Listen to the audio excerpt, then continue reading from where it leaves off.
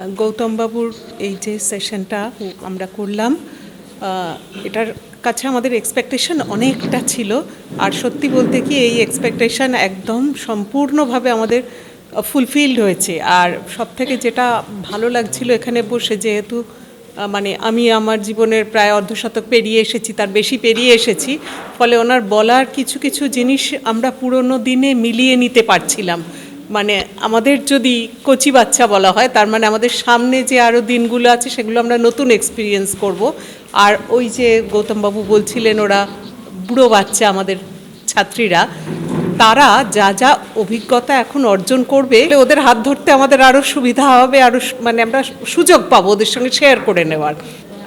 যা যা শিখেছি, যা যা অভিজ্ঞতা লাভ করেছি, একেবারে অঙ্কের ফর্মুলার মতো সত্যটা বেরিয়ে আসছে। এতে তো সত্যিই আমার বাচ্চাদের শেখাতে, বাচ্চাদের বলতে, তাদের সঙ্গে আমার অভিজ্ঞতা ভাগ করে নিতে খুব আনন্দ হবে।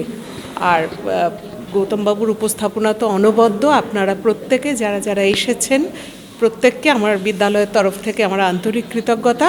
আমি চাই এরকম আরও অনেক ওয়ার্কশপ, কর্মশালা আপনারা এখানে করুন। কারণ সত্যি ওই বই পড়ে বিদ্যেমশাই বাবুমশাই হওয়াটা কাম্য নয়। জীবনের পাঠশালা থেকে এইভাবে একটু একটু করে যদি তুলে নিতে পারে, তাহলেই জীবন ভরে উঠবে আমার ছাত্রছাত্রী।